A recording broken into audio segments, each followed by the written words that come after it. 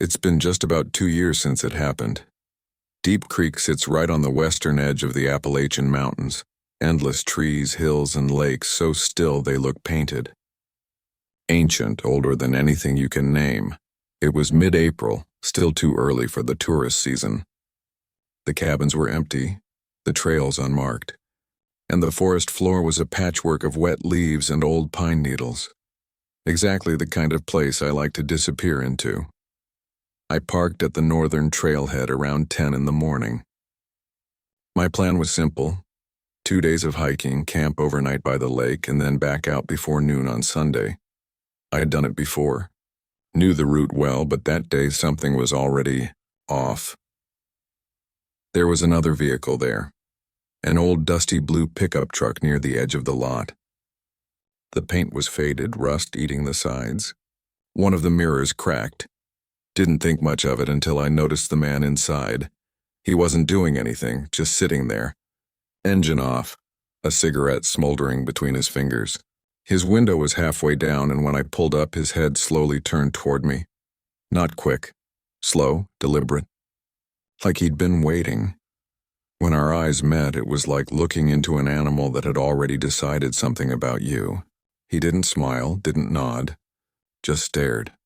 I busied myself with my pack, pretending not to care, unrolling my sleeping bag, tightening straps, checking my food bag. But I could feel him watching me. That crawling awareness at the back of your neck. He finally got out of his truck and started walking over, boots crunching over the gravel. Need a hand with that, buddy? He asked. I forced a smile. Nah, I'm good. Just heading up the ridge for a couple days. Meeting some friends later? That was a lie. I was alone. But something deep in my gut told me I shouldn't say that. He nodded but didn't move. Just stood there looking at my car, my gear, then back at me. You're going alone up there? He asked again, tone different now, like he was double-checking. I pretended not to hear, tightened one more strap, and gave him a quick, polite laugh. They're already out there. I'm just catching up.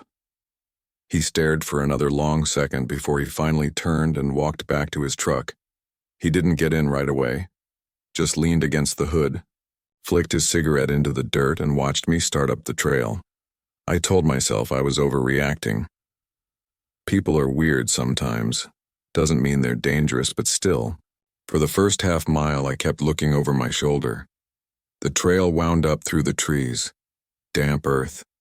Faint mist curling through the pines. It was beautiful, quiet, exactly what I'd wanted. After a while, I started to relax.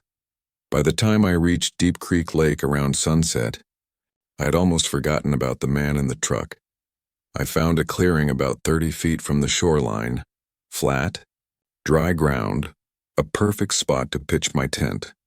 I built a small fire, made dinner, and watched the reflection of the moon ripple across the water. The world felt clean again. That night I sat by the fire and thought, this is what peace feels like. If I'd known what was coming, I would have packed up right then and there. It was around 9 p.m. when I heard the first sound, footsteps, crunching over the leaves somewhere in the dark. My hand froze over the fire. It might have been a deer, or maybe just the wood settling, but it came again, a soft, deliberate rhythm. Hello? I called out. Anyone out there? Silence. After a long minute, the sound stopped. By 11 p.m., the fire was dying. The forest had gone completely dark, a kind of black you don't see anywhere else, the kind that eats the light whole. I climbed into my tent, zipped it up tight, and then it came again. Footsteps. Closer this time, around my camp. I held my breath and grabbed my flashlight. Who's there? I barked louder now. I'm armed. Don't screw around. The footsteps stopped right behind my tent. Then 10 minutes later, a scraping sound, something metal dragging across the tent wall. I don't know why, but my mind instantly pictured that man from the parking lot. His dead stare, his slow smile. I whispered to myself, it's him. I reached for my emergency pack. My handgun was inside. Then, click. A metallic click. Close. So close it was almost inside the tent. My blood went cold. I knew that sound. It was the slide of a gun being chambered. The next second, bang! A deafening shot tore through the tent wall. Inches from my head. I didn't think, didn't aim. I grabbed my gun, rolled to the side, and fired through the fabric 3 times. A grunt, low, pained, came from outside. Then the sound of stumbling footsteps fading into the woods. I ripped open the tent zipper, lungs burning, and stumbled out. Smoke from the gunpowder hung in the air. The forest was dead quiet again. "Show yourself!" I yelled. "I swear to God I'll shoot again." Nothing. I didn't stop to pack. I grabbed my emergency bag, handgun, satellite beacon, knife, and I ran. After maybe 20 minutes of running, I found a narrow slope that led down toward the service road. I crouched there, shaking, trying to listen for any sound behind me. Nothing. That was somehow worse. I pulled the satellite device from my pack, flipped the cover, and slammed my thumb on the SOS button. A red light started blinking. Now all I could do was wait. I crouched there in the dark for maybe another 40 minutes, gun in hand scanning the trees. At one point, I thought I saw movement between the trees, a dark shape swaying. I raised the gun, whispering through my teeth, "Don't you dare!" But it was just the wind pushing through the branches. When I saw the rescue lights through the fog, I nearly collapsed. 2 rangers, a paramedic, and a deputy sheriff. "Sir, are you hurt?" One of them called. I dropped the gun and raised my hands. "He's out there," I stammered. "He shot at me. I know he's out there." They moved quick, 2 of them scanning the tree line while the paramedic checked me over. My body was fine, but my hands wouldn't stop shaking. They escorted me back to the trailhead just as dawn was breaking. And when I saw it, my stomach turned. That same blue pickup truck was still there. Engine cold. Doors unlocked. No one inside. The sheriff took my statement while the others went to check my campsite. When they came back, one of the rangers looked pale. "Your tent's... it's shredded," he said quietly. "And there's blood. A lot of it." Later that day I saw the photos. It looked like a murder scene. The side of my tent was torn apart, holes punched through by bullets. The inside was splattered with blood, but it's not mine. Near the entrance, there was a trail of footprints leading toward the woods, dark stains marking the dirt. Turns out, the pickup truck had been reported stolen 3 months earlier, and the man they found later that week collapsed near an old service trail with a gunshot wound to the shoulder. While you matched my description exactly.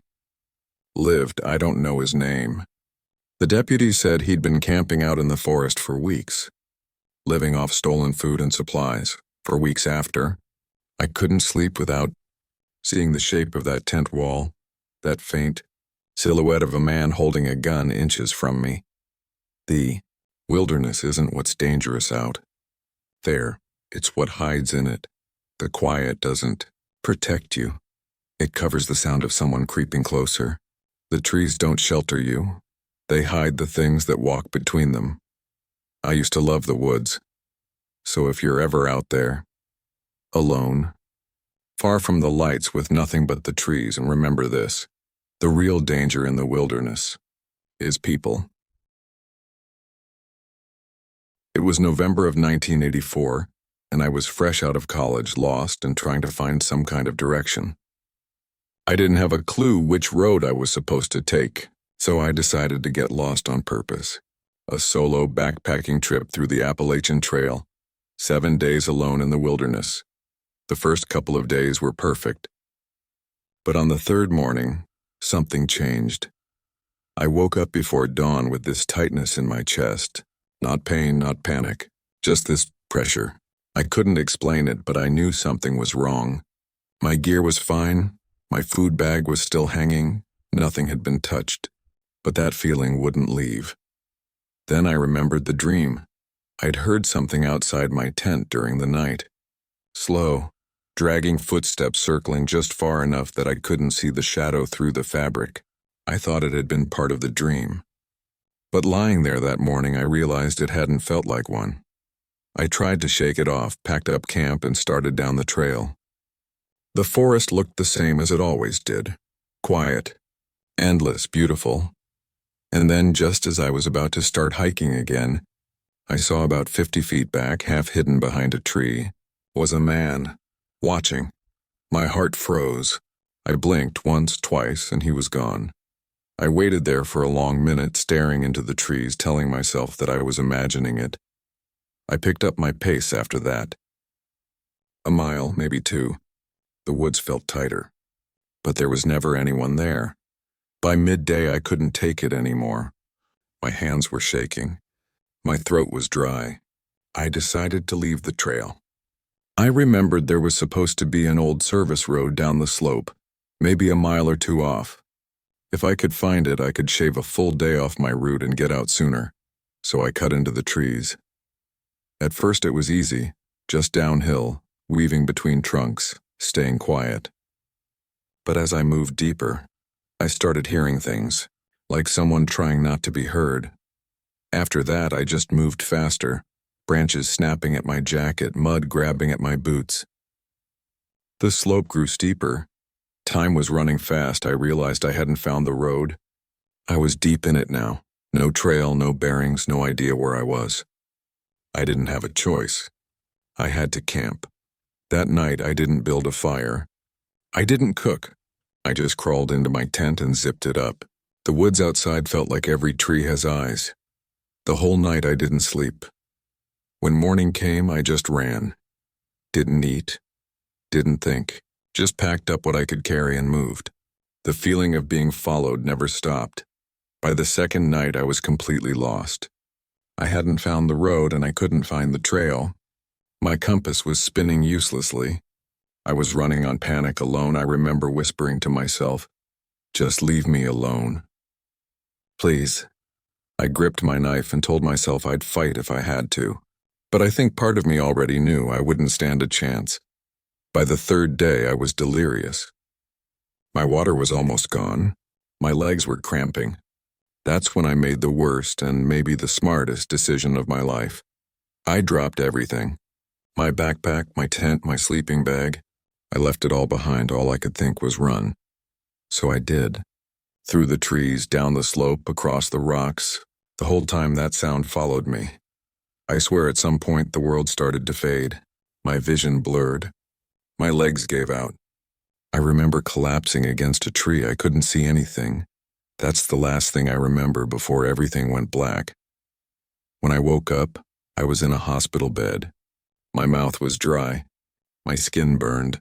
They told me a hunter had found me 3 days after I'd gone missing. Said I was half dead, delirious, dehydrated. The authorities questioned me for hours. I told them everything. The sounds, the footsteps, the shadow in the trees. Some of them looked at me like I'd lost my mind. Others just looked scared. They called it a breakdown. Said I'd gotten disoriented, dehydrated, paranoid. Maybe I imagined it.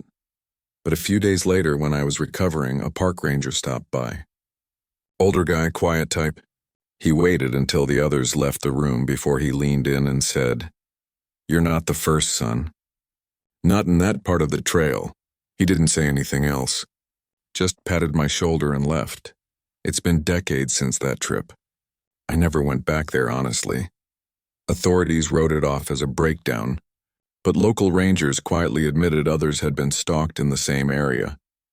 To this day, no one knows what followed me in those woods, but I swear I wasn't alone. Happened just 3 months ago, though I swear it feels like a lifetime has passed since that night. I went to the Black Hills National Forest hunt looking for quiet, something to pull me out of the burnout that had been swallowing me whole. I drove out early that morning. I parked my van in a small clearing where the trees bent inward. It felt private, untouched. That's what I wanted, really. I set up my little camp. Hammock between 2 pines, a small cooking kit, a folding chair, a fire ring I built myself. The first 2 days were uneventful. I read, hiked, and cooked canned food over the fire. I slept better than I had in months. On the third day, I realized I was running low on food. The nearest small town was about an hour away, so I figured I'd drive out, grab supplies, and be back before dark. I debated packing up my hammock and gear, but I hadn't seen a single person in days. It felt ridiculous to tear everything down just for a quick errand, so I left it as it was, neat and waiting for me. I was gone for 3 hours. When I got back, the forest looked exactly the same, but my camp didn't. Nothing was missing, but my hammock was filthy. Mud streaked across it, the kind you'd see on boots, not paws, and the fabric sagged like it had held someone's weight. My stomach tightened. I knelt down, touching the dirt on the fabric, and my fingers came away damp and dark. Someone had been there. I told myself it was nothing. Maybe a hiker passed through and rested. Maybe the wind knocked mud from a branch. Lies, all of them, but I needed something to keep my pulse steady. I stayed anyway. By sunset, it's hard to explain how a place can feel different when it looks exactly the same. The air was colder, heavier. I built a fire and sat beside it, trying to shake the unease. I ate dinner, drank a little whiskey, and convinced myself I'd laugh about it in the morning. Then, while tossing a log into the flames, I noticed something in the mud. A footprint. It wasn't mine. It was larger, deeper, and the tread was wrong. A different pattern entirely. Someone had stood right next to my fire pit. I turned slowly, scanning the tree line. Nothing. Just that awful, charged quiet. Then, from somewhere behind me, a crack. A branch snapping clean. I spun around, my flashlight cutting through the dark, but the beam hit nothing but fog between the trees. My skin prickled. I called out, "Hey, who's there?" Nothing. Not even a click.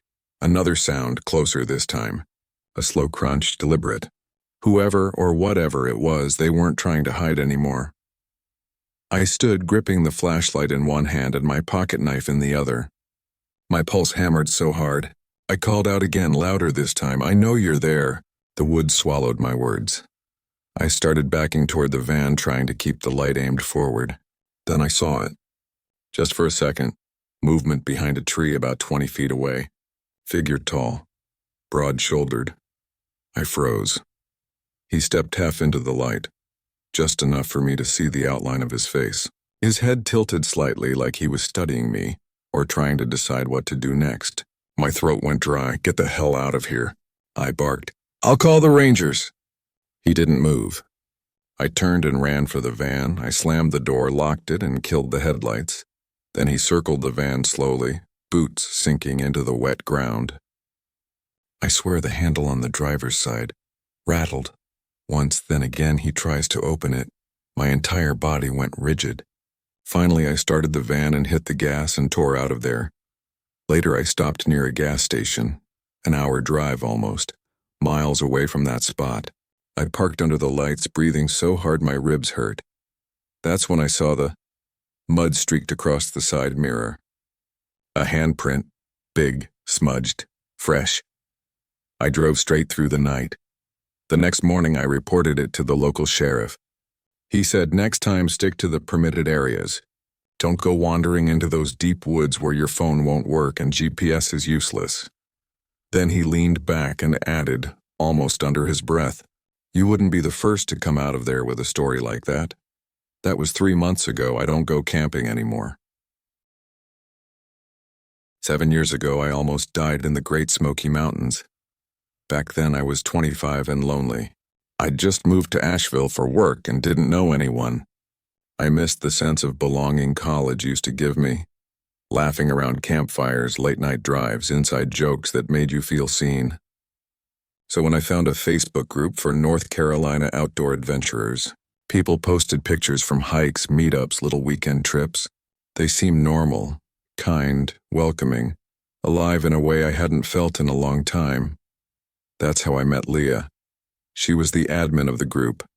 Funny, quick to joke, and always talking about how nature cleans the soul. Over the next few weeks, we started messaging, sharing playlists, even FaceTiming once or twice. It didn't take long for her to invite me on a small camping trip she was organizing, a 5-person, group heading into the Smokies. For 3 nights, it sounded cool. I didn't know the others well. Just a handful of profile pictures and comments under posts. There was Leah and her boyfriend Mark, a guy named Jesse, and another man I didn't recognize until she mentioned him. Robert. Robert barely posted in the group.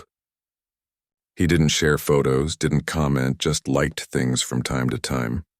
Leah said he was quiet but sweet, a friend of Mark's from work who loved hiking.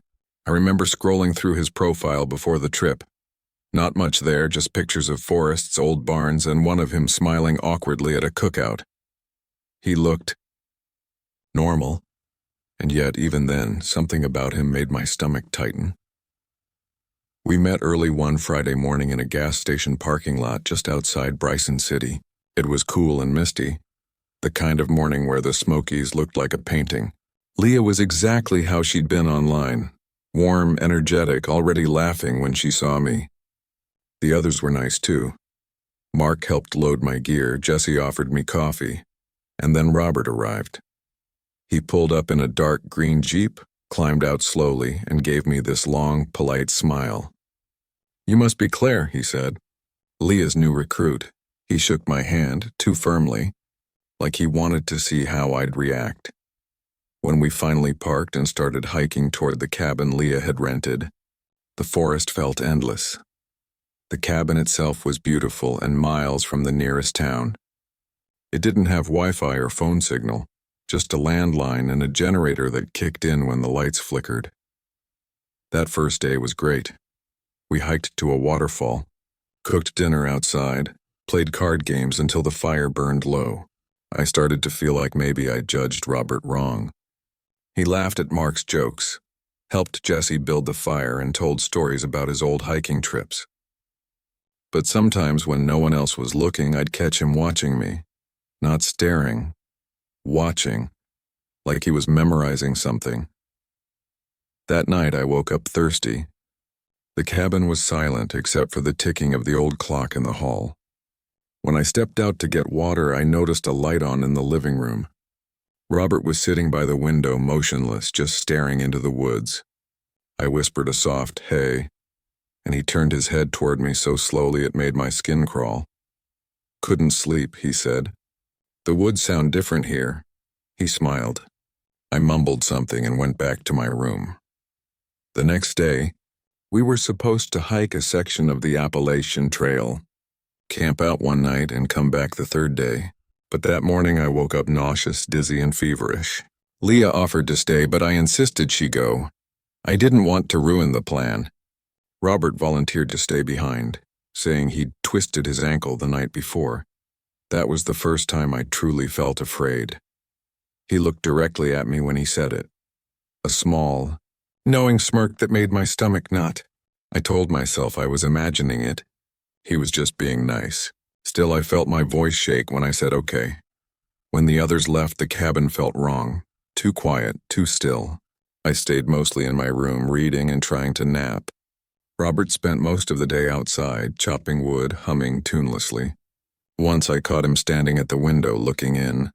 He didn't wave. By sunset, the fever was worse. I lay under a blanket, drifting in and out of sleep when I heard him knock softly on my door. "Hey," he said, "you got any painkillers? My ankle's killing me." I blinked awake, heart racing. "Leah left the first aid kit in the kitchen," I said. There was silence. A full unnatural silence, and no footsteps, no reply. Just breathing. Then a faint laugh. "Right," he said finally. "Thanks." I waited until I heard him walk away, then turned the lock on my door. It clicked loud in the quiet. Half an hour later, he knocked again. Harder this time. "The stuff in the kitchen didn't help," he said. "You got something stronger?" My pulse thudded in my ears. "You shouldn't mix anything else," I said. "Just give it time." Another silence. Then his tone changed, deeper, sharper. "Open the door." "What?" "I said open the door," he repeated louder. "I just want to talk." I told him to back off. He laughed again, but this time it was rough. Barked out like an animal. "Don't be paranoid," he said. "You think I'm gonna hurt you? Jesus, you've been weird since we got here." He slammed his hand against the door hard enough to rattle it in its frame. I backed away, tears burning in my eyes. "Robert, stop it." He hit the door again. "I said open it."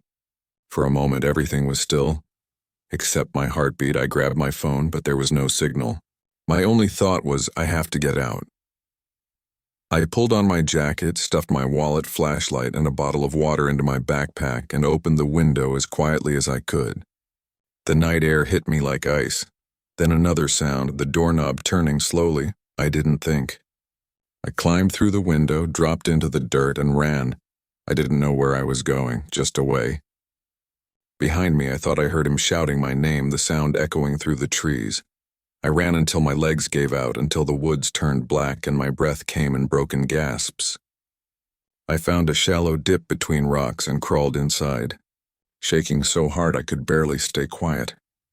I stayed there all night, watching the stars flicker through the trees, afraid to close my eyes. At dawn, I started walking. I had no idea which direction I was going, just that the cabin was behind me. My body ached, my throat burned, but I kept moving. Around noon, I heard a helicopter. I waved my jacket like a flag until they saw me. I don't remember much after that. Just being wrapped in a blanket, they said I was dehydrated and mildly poisoned, probably something I ate. I told them what happened, but by the time they went up to the cabin, Robert was gone. Leah and the others came back that same day. They told police they found the living room completely covered in plastic sheeting, floor, walls, even the ceiling.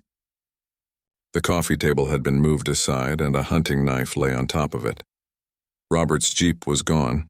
They searched for him for weeks. It was like he'd vanished into the trees. I spent months afterward trying to make sense of it. The police said he had a clean record, no signs of violence, no reason to snap. Eventually, I moved away from North Carolina. I stopped hiking, stopped camping, stopped trusting easily.